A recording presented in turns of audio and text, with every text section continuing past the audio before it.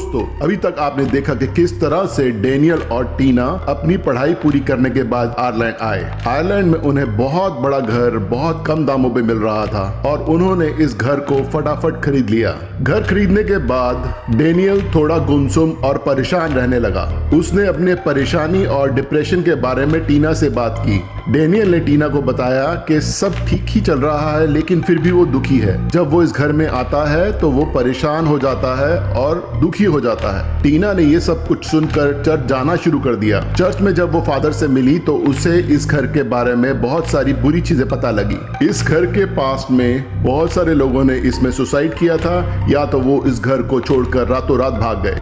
इसके बाद धीरे धीरे एक अतृप्त आत्मा ने डेनियल के शरीर पर कब्जा कर लिया। जब भी डेनियल को होश आता वो टीना से मदद मांगता। जब टीना ने चर्च से फादर को अपने घर बुलाया तो फादर डेनियल का एक्सॉर्सिज्म करने में असफल रहे। उन्होंने टीना से और समय मांगा। अब आगे फादर जब चर्च पहुंचे तो उन्होंने दूसरे फादर डेविडसन से इस बारे में बात की।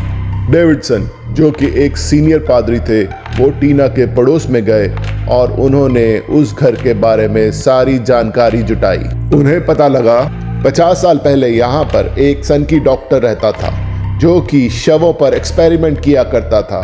उसकी बीवी की मृत्यु मोटरसाइकिल एक्सीडेंट में हुई थी और इसके बाद वो बिल्कुल ही पागल हो गया था।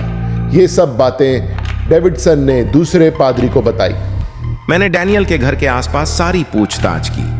मैंने पड़ोसियों से भी बात की। उन्होंने मुझे बताया कि जैक एक प्रसिद्ध सनकी आदमी 50 साल पहले यहां रहता था जो मेडिकल एक्सपेरिमेंट के लिए लोगों को मारता था।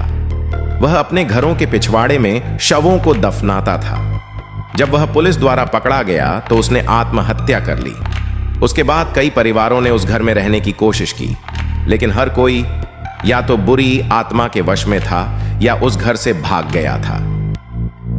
कहानी शुरू होती है जैक फ्रॉस्ट से। जैक फ्रॉस्ट जो कि एक डॉक्टर था, वो मरने के बाद लोगों के शवों पर एक्सपेरिमेंट किया करता था। उसका मानना था कि मृत्यु के बाद भी जिंदगी का होना मुमकिन है। वो एक ऐसी टेक्नोलॉजी पे काम कर रहा था जिसपे मरे हुए व्यक्ति को जिंदा किया जा सकता। आइए दोस्तों, आज हम जैक फ्रॉस्ट से मिलते हैं। जैक फ्रॉस्ट की शादी 2 साल पहले ही हुई थी। उसकी पत्नी का नाम मीरा था और मीरा धर्म से एक हिंदू थी। मेरा नाम जैक फ्रॉस्ट है।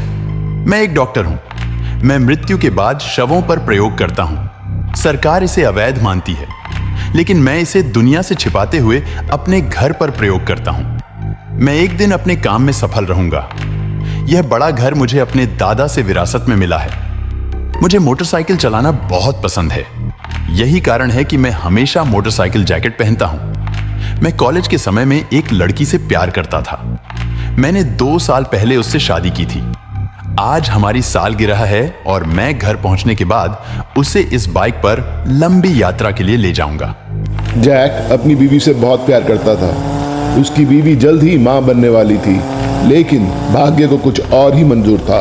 जब जैक और मीरा एक छोटे से टाउन से गुजर रहे थे तो तभी एक सफेद कार ने उन्हें बहुत तेजी से ओवरटेक किया।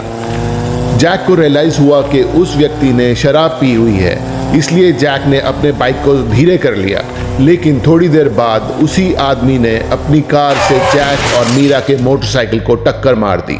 इस हादसे में दोनों लोग बुरी तरह से जख्मी हो गए और कुछ देर बाद मीरा की मौत हो गई। जैक 10 दिनों तक हॉस्पिटल में बेहोश रहा और जब उसे होश आया तो उसे पता लगा कि मीरा की मौत तो 10 दिन पहले ही हो चुकी है।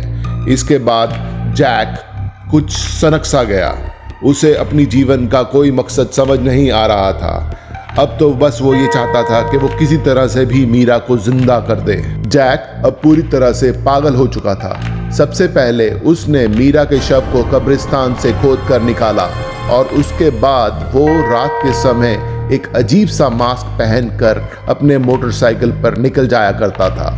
उसे जो भी व्यक्ति दिखता वो उसका मर्डर कर देता, क्योंकि उसका मानना था कि अगर वो थोड़ी देर पहले मरे हुए लोगों का दिल अपनी बीवी के शरीर में डालता है तो वो उसे जिंदा कर सकेगा। जैक जब लोगों का मर्डर करने के लिए निकलता तो वो अपने मोटरसाइकिल पे ही निकलता और जब वो अपने घर वापस लौटता तो वो अपने फ्रंट यार्ड से मोटरसाइकिल के टायरों के निशानों को मिटा देता। और एक दिन पुलिस इन्वेस्टिगेशन करते करते जैक के घर तक पहुंच गई।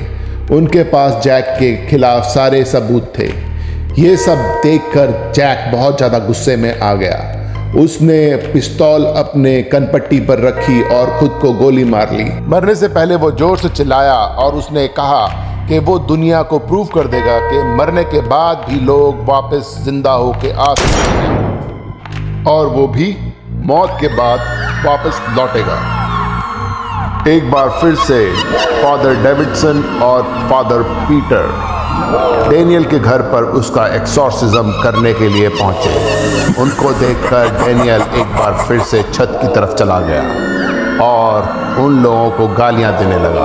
वो उन्हें वो बातें भी बताने लगा जो उन लोगों के सिवाय और कोई नहीं जानता था।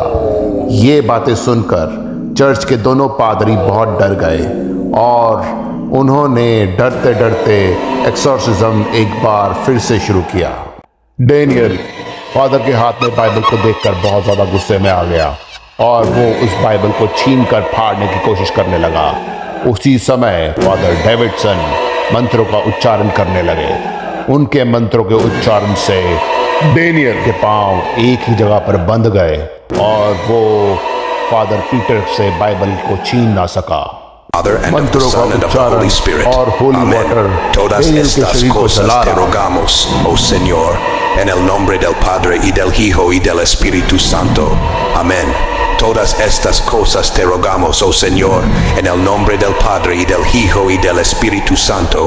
धीरे धीरे डेनियल का शरीर कमजोर पड़ने लगा और उसके हाथ और पांव एक जगह पर बंध गए।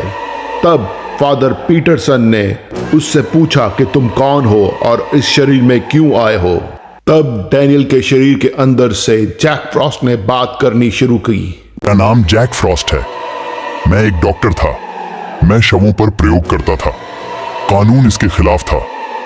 एक बार जब मैं अपनी पत्नी के साथ बाइक चला रहा था तो हमारा एक्सीडेंट हो गया। मेरी पत्नी की मौके पर ही मौत हो गई। मैंने उसके शव को अपने घर पर रख दिया। मैंने लोगों को मारना शुरू कर दिया। मैं रात में मास्क पहनता था और लोगों को मारना शुरू कर देता था। मैं अपनी पत्नी को पुनर्जीवित करना चाहता था। मेरी सोच यह थी कि मेरे प्रयोगों के लिए मुझे गर्म मानव रक्त की आवश्यकता थी। पुलिस जब मुझे पकड़ने आई तो मैंने सुसाइड कर लिया।